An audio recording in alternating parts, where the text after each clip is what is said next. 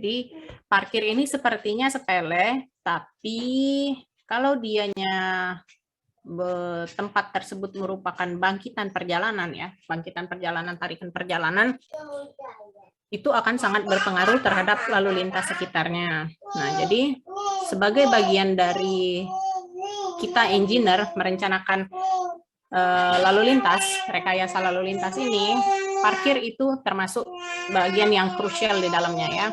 Jadi kalau menurut PP nomor 43 tahun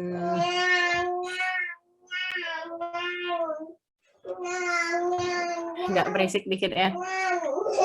Jadi menurut PP nomor 43 tahun 93 dinyatakan parkir itu kalau keadaan kendaraan tersebut tidak bergerak dalam jangka waktu tertentu. Jadi kalau cuman sekedar stop minggir ya, kendaraan stop minggir, dia masih hidupin sen, ya mungkin dia cuma nurunin penumpang sebentar atau ada hal urgent yang harus dikerjakan gitu ya. Jadi itu bukan dinyatakan parkir. Jadi parkir dia tidak bergerak dalam jangka waktu tertentu. Nah, ada cara pengukuran untuk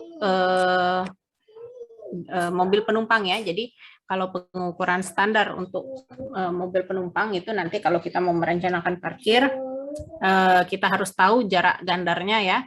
Jadi mulai dari sumbu ke sumbu rodanya ya, itu jarak gandar. Kemudian ada yang jarak depan tergantung, itu mulai dari bumper depan sampai ke roda. Kemudian ada yang jarak belakang tergantung, itu mulai dari roda sampai ke bumper belakang. Kemudian ada lebar jejak, itu dari roda ke roda. Ya, roda ke roda, kiri kanan bukan depan belakang ya. Kemudian ada lebar total itu seluruh kendaraan. Kemudian panjang total, panjangnya seluruh kendaraan, bumper depan sampai ke bumper belakang. Kemudian tinggi total jadi mulai dari bawah sampai ke ini paling atasnya ya, kendaraan paling atasnya. Oke. Parkir itu untuk menandainya diberilah rambu dan marka. Nah, rambu dan markanya itu seharusnya dia mempunyai standar ukurannya, karena kalau tidak standar, kalian bayangkan jalan udah semrawut ya, khususnya di Indonesia di Palembang, ditambah lagi dengan marka yang tidak seragam. Nah, jadi rambu itu dia merupakan perlengkapan jalan yang berfungsi untuk memberikan informasi kepada pengguna jalan. Apa? Bentar ya. Rambu itu dia berfungsi untuk memberikan informasi, baik berupa petunjuk, peringatan, maupun larangan. Kalau petunjuk, misalnya di sini tanda P, itu artinya boleh area untuk parkir ya. Sedangkan kalau misalnya peringatan, jadi kalau peringatan misalnya kalau di jalan itu ada yang tanda segitiga ya, segitiga yang berarti kalau misalnya kita dari jalan minor ke jalan yang mayor, itu berarti untuk berhati-hati. Kemudian kalau larangan misalnya tanda P coret, itu artinya dilarang parkir di area tersebut. Oke, jadi untuk menyeragamkan pengertian dan pemahaman rambu dan marka, maka didesain sedemikian rupa dan diatur berdasarkan ketentuan. Jadi semua rambu dan marka ini ada artinya, udah diatur juga, semuanya udah diatur berdasarkan ketentuan, sehingga bukan berarti jadi kalau tidak seragam nanti pemahaman berbeda-beda kalau kita buat-buat sendiri ya. Nah, jadi dia harus kita ikut ketentuan. Nah, jadi untuk ukurannya pun dia itu sudah ada ketentuannya ya. Ini untuk ukuran rambu larangan parkir. Oke, kemudian kalau yang marka, jadi marka itu petunjuk tempat parkir, itu bisa kita lihat di sini ya. Jadi garis-garisnya itu dia tebalnya itu setebal 12 cm ya, 0,12 meter. 12 cm. baik itu misalnya yang untuk paralel maupun dia yang untuk menyudut, sama garisnya itu setebal 12 cm. Sedangkan kalau untuk lebarnya, lebar slot kendaraannya itu dianya nanti tergantung dari tempat peruntukan kawasan tersebut. Apakah itu untuk parkir di rumah sakit, parkir di perkantoran, atau parkir di pusat perbelanjaan.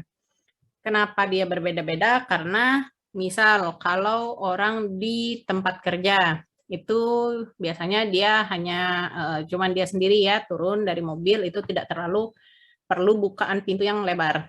Sedangkan kalau dia di tempat misalnya pusat perbelanjaan, bukaan pintu dia perlu lebih lebar karena kadang-kadang dia bersama keluarga, ada anak kecil, dan kemudian juga ada mau keperluan untuk memasukkan barang, ya, memasukkan barang belanjaan, sehingga diperlukan bukaan lebar pintu kendaraan yang lebih besar. Oke. Kemudian juga ada marka khusus untuk parkir penyandang cacat. Jadi seharusnya itu untuk apalagi untuk fasilitas-fasilitas umum yang penting ya, yang krusial itu harus menyediakan marka parkir untuk penyandang cacat yang aksesnya dekat dengan pintu utama, sehingga memudahkan untuk orang yang berkebutuhan khusus. Tapi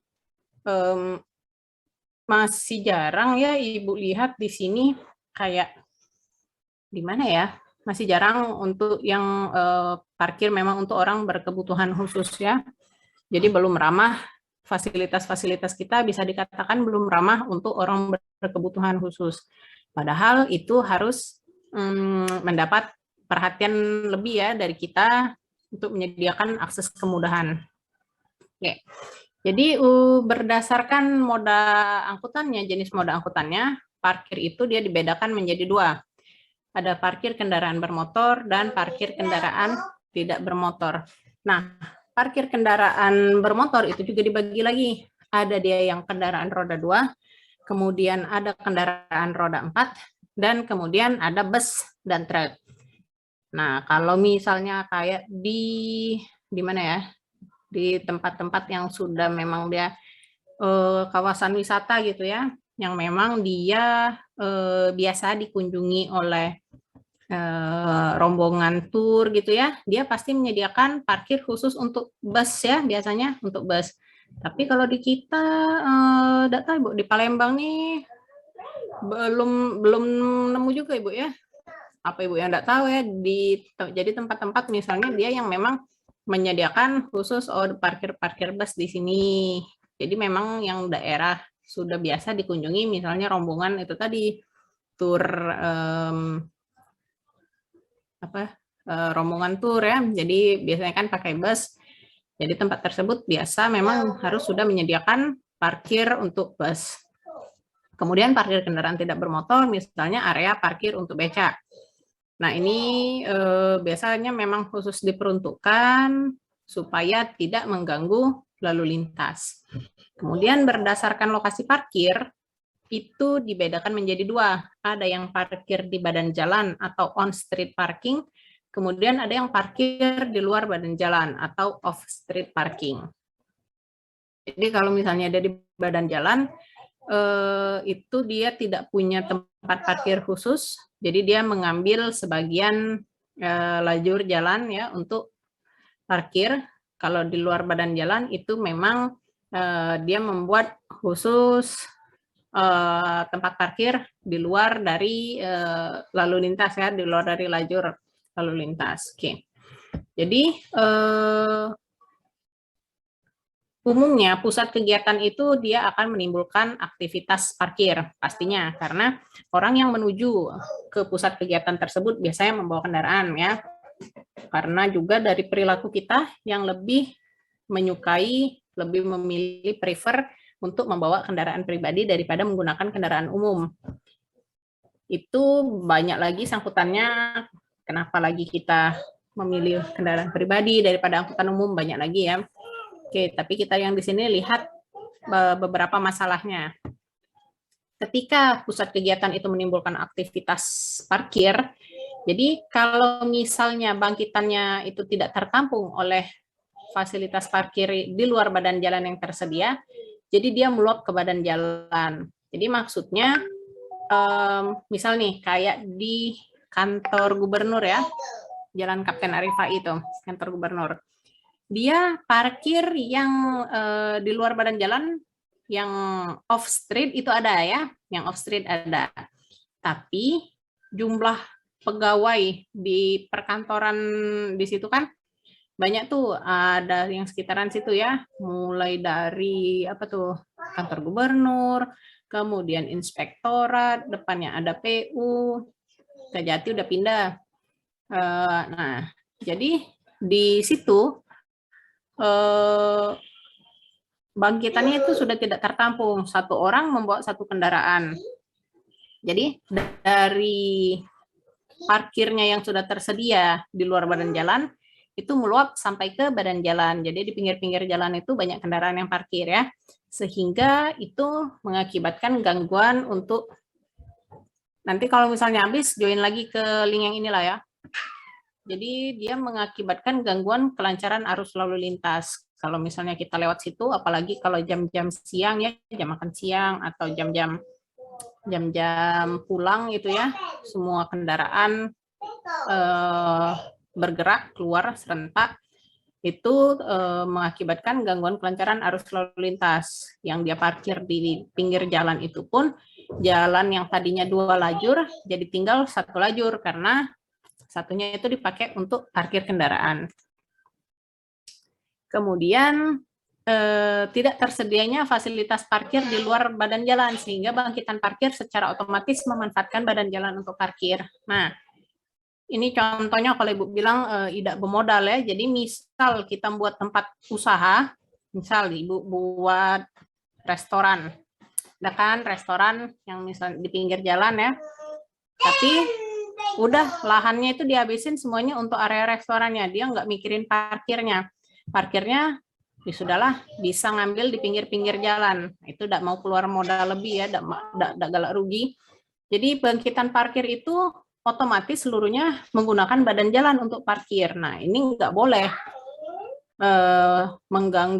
sangat mengganggu kelancaran lalu lintas di sekitarnya ya. Jadi seharusnya untuk perizinan sebelum dia membuat kafe, restoran, apapun itu, toko, yang pertama kali harus dipikirkan adalah parkirnya. Oh, saya mau buat restoran. Pangsa pasar yang saya tuju ini yang mana? Orang menengah ke atas itu pastinya punya kendaraan satu-satu. Saya harus menyediakan lahan parkir yang luas. Kecuali kalau saya itu misalnya cuman buat booth minuman bubble musiman gitu ya, yang cuma di pinggir jalan, yang saya sasar misalnya anak-anak SD gitu di dekat sekolahannya, oh ya itu mungkin tidak perlu tempat parkir ya. Nah tapi ketika kita sudah mau membuat usaha, itu yang harus kita pikirkan tempat parkirnya. Oke. Kemudian jadi permasalahan parkir itu dia tergantung berdasarkan tempat juga. Jadi kalau misalnya di pasar, penyediaan dan pengaturan parkir belum memadai sehingga pada jam puncak pagi hari umumnya menimbulkan masalah terhadap kelancaran arus lalu lintas. Jadi misalnya kalau yang di dekat daerah Bukit, dekat Unsri sini, Pasar Padang Selasa ya, itu kan kalau pagi kita mau lewat di situ memang terasa sekali terganggunya ya, karena padat. Kemudian misalnya kompleks pertokoan atau perdagangan pada saat jam puncak menimbulkan permasalahan karena kapasitas jalan berkurang dengan adanya aktivitas parkir pengunjung. Jadi misalnya kompleks pertokoan atau perdagangan, kalau dulu sebelum ini ya, sebelum COVID itu di ini area PS ya, PS data Ibu, kalau COVID ini jarang keluar lagi Ibu. sebelum COVID itu ampun kalau malam minggu macetnya jalan di Jalan POM 9 itu ya. Belum orang yang mau kondangannya di area duta, belum orang yang di PS itu ya, di tempat parkir yang even sudah disediakan parkir besar di mana stadion itu mulai dari orang mau antri masuk, antri keluar, pokoknya semuanya macet sampai ke jalan-jalan itu juga ikut terpengaruh ya. Kemudian kita lihat juga misalnya kompleks sekolah. Jadi parkir kendaraan untuk yang penjemput itu sering menimbulkan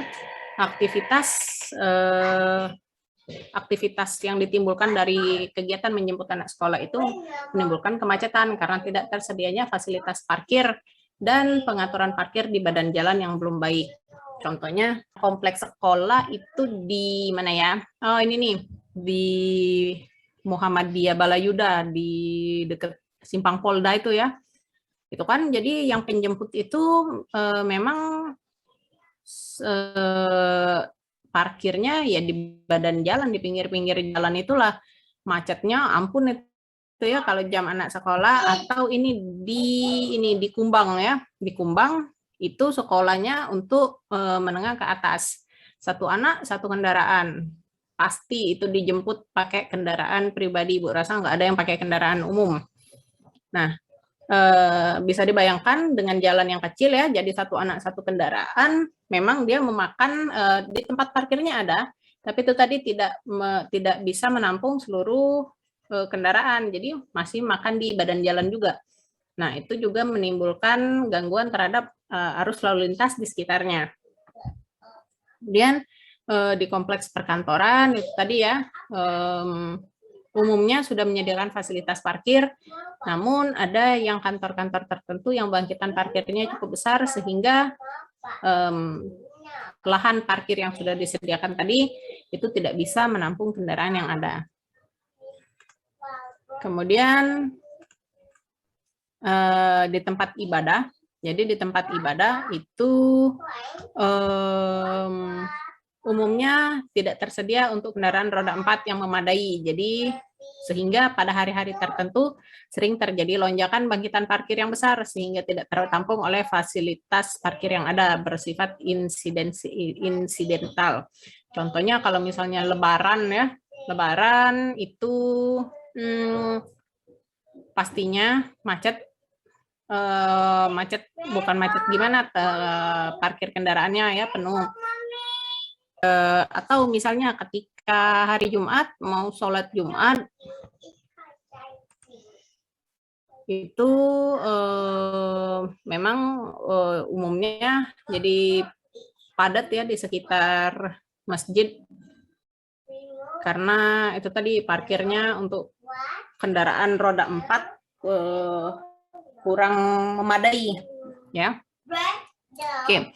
Kemudian untuk pemukiman, jadi umumnya kalau kita rumah itu kan cukup untuk kendaraan kita saja ya. Jadi kalau misalnya ada yang bertamu, itu memang biasanya akan parkir di pinggir jalan. Jarang sekali yang bertamu itu akan parkir di dalam garasi orang ya, nggak ada itu Ibu Rasa.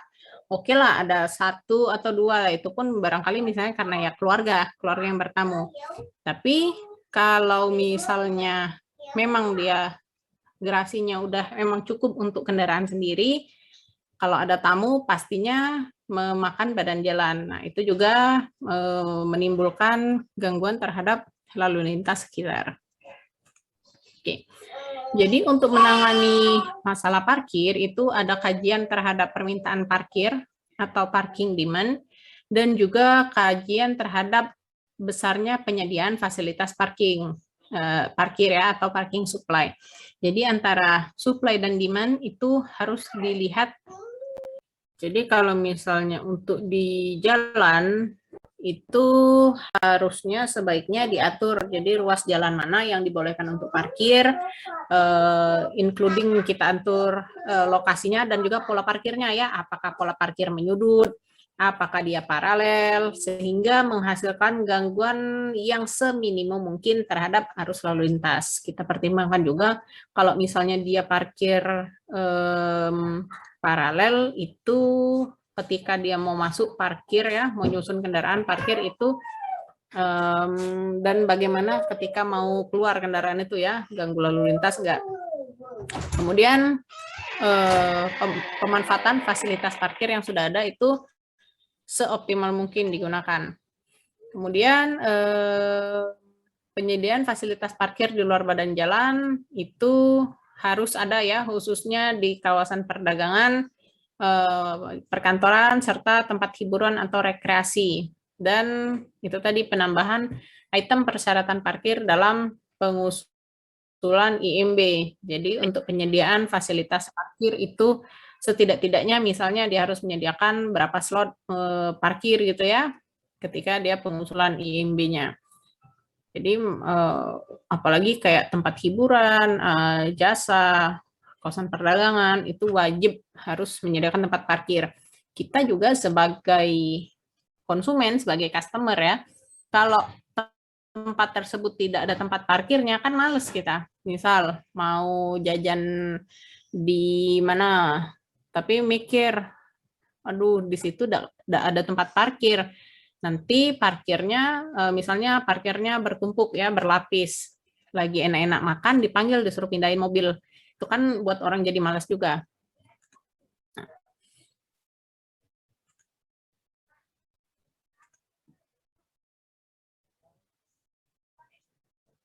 Oke, kemudian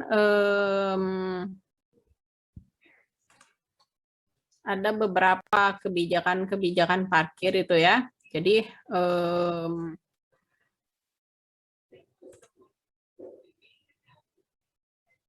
sebenarnya jadi bagaimana cara kita itu untuk mensiasati dengan, apalagi kalau misalnya kayak Kota Palembang udah jadi gitu ya, bukan dari kota baru yang mau kita tata, tapi kotanya inilah. Jadi bagaimana kita bisa menata dengan keadaan yang sudah ada ini, harus kita maksimalkan untuk lokasi parkir, harus kita atur lagi untuk lokasi parkirnya ya. Jadi itu tadi misalnya kalau kawasan misalnya kayak kawasan Jenderal Sudirman gitu ya, diperbaiki susunan parkir. Terus ada yang wacana-wacana untuk membuat daerah menjadi kantong parkir ya. Kalau ini dulu apa sih tempat ex bioskop apa itu yang di dekat Cinde itu ya, itu kan sudah dijadiin tempat parkir yang dulu tempat apa yang rame-rame batu jual batu-batu itu ya. Itu dijadiin tempat parkir kan.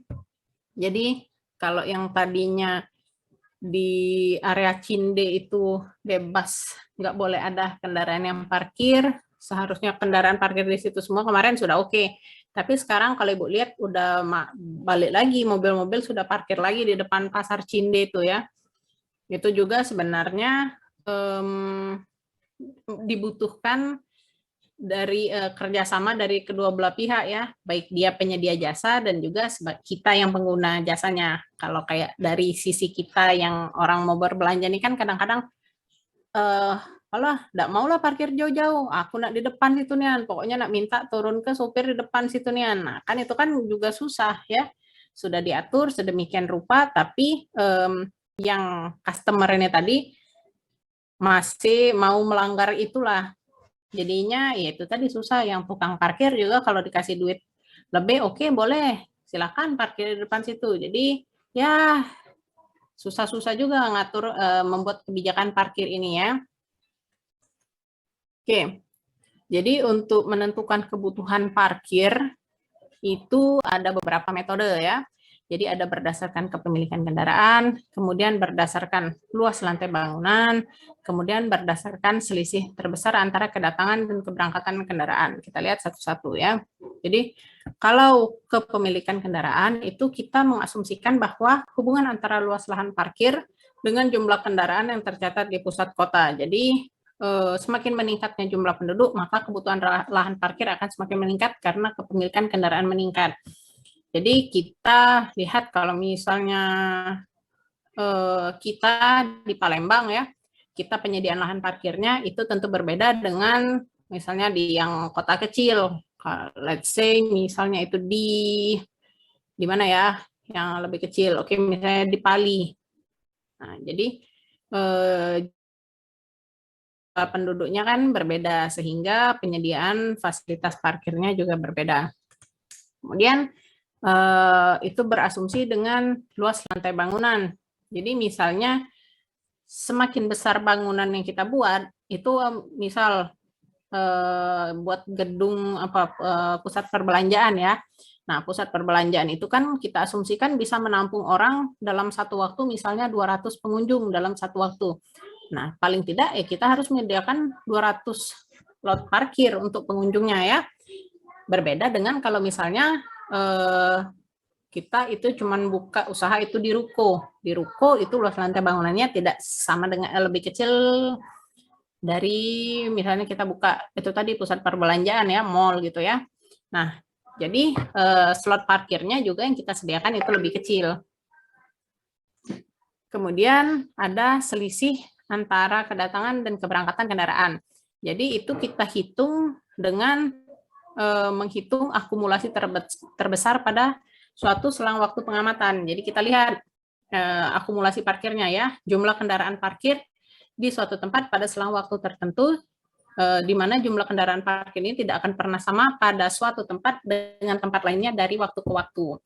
Maksudnya gini, kalau kita lihat misal rumah sakit.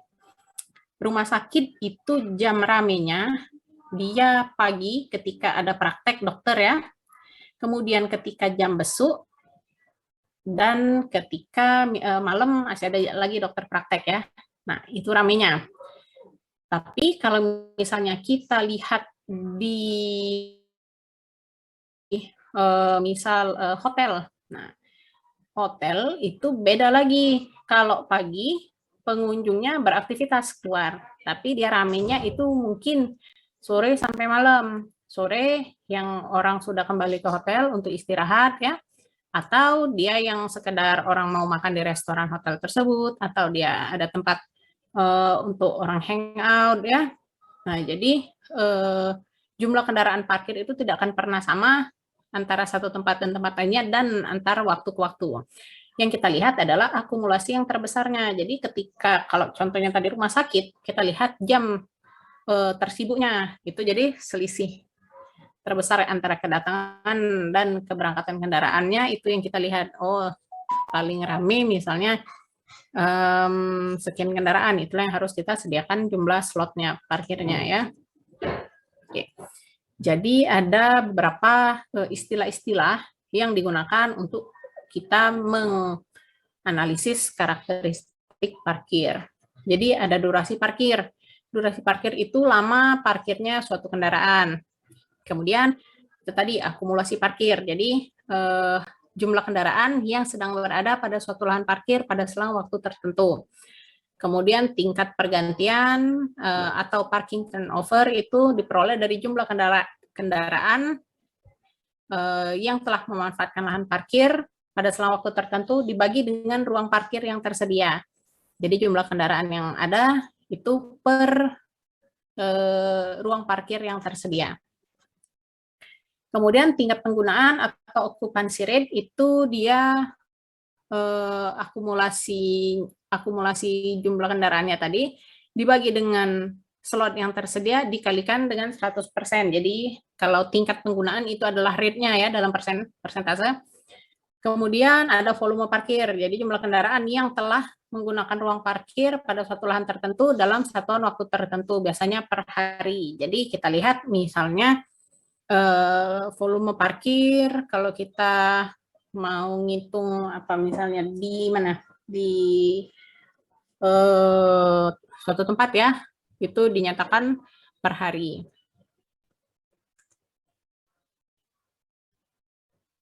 Kemudian kapasitas parkir itu adalah banyaknya kendaraan yang dapat ditampung oleh lahan parkir selama waktu pelayanan. Jadi misalnya dia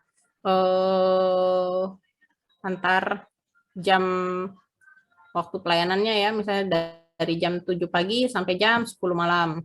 Kemudian indeks parkir itu persentase dari jumlah akumulasi kendaraan pada selang waktu tertentu dibagi dengan ruang parkir yang tersedia dikalikan dengan 100%.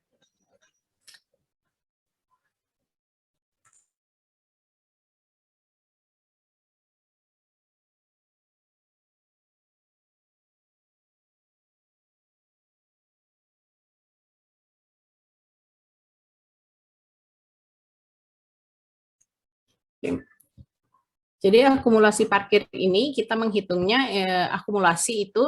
Jadi kita pertama kalau survei langsung ya. Jadi kita hitung kendaraan yang masuk ke lokasi parkir. Mulai dari misalnya kita hitung mulai dari jam 8 pagi sampai jam 10 pagi. Kita mau menghitung akumulasi parkir dari jam 8 sampai jam 10. Nah, pertama itu kita hitung Q-in, jadi jumlah kendaraan yang masuk ke lokasi parkir antara mulai dari jam 8 sampai jam 10 tadi. Kemudian Q-out-nya itu adalah jumlah kendaraan yang keluar lokasi parkir. Jadi semua kendaraan yang keluar dari tempat tersebut antara jam 8 sampai jam 10. Kemudian QS. QS itu adalah jumlah kendaraan yang telah berada di lokasi parkir sebelum pengamatan dilakukan. Jadi ketika kita memulai jam 8, kendaraan yang memang sudah ada di situ itu namanya QS ya, kita hitung ada berapa itu dinyatakan dalam QS. Jadi akumulasinya itu Q-in dikurang Q-out ditambah dengan QS, maka akan kita dapatkan karakteristik parkirnya. Oke, kemudian untuk menghitung durasi parkir, durasi itu adalah T-out dikurang dengan T-in.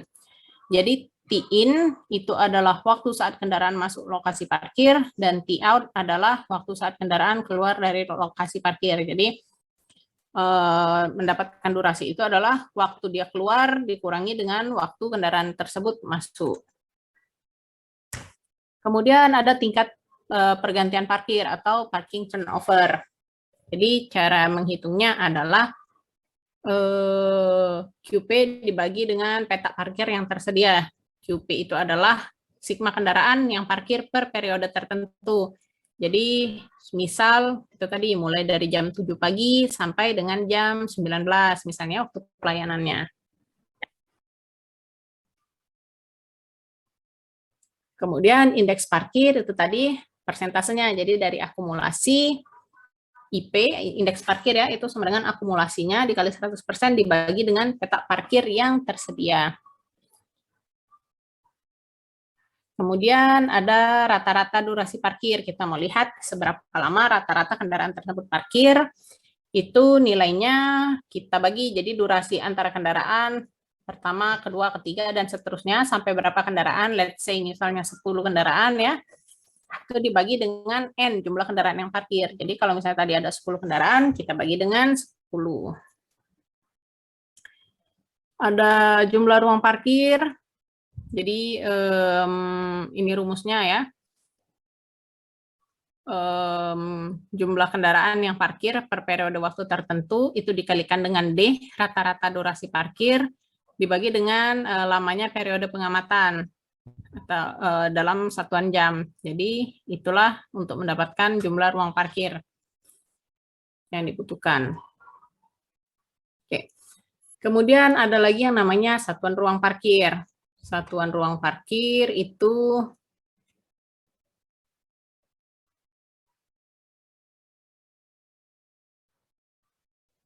bentar ya. Ini masih banyak lagi slide-nya. Masih ada sampai 101 slide. Oke. Satuan ruang parkir itu kita sambung di perkuliahan selanjutnya ya, di minggu depan aja ya. Untuk bahan bisa kalian download di e-learning. Jadi bisa kalian baca dulu, bisa kalian lihat-lihat dulu materinya sudah Ibu masukkan di e-learning. Kita sambung ini di perkuliahan minggu depan ya. Joinnya tetap ke link yang ini nanti ya. Jadi Ibu nggak usah kasih link lagi. Oke, sampai sini ada pertanyaan? Oke, kalau tidak ada pertanyaan, Ibu tutup ya. Terima kasih sudah bergabung. Terima kasih sudah menyimak. Ibu tutup. Billahi taufiq wal hidayah. Assalamualaikum warahmatullahi wabarakatuh.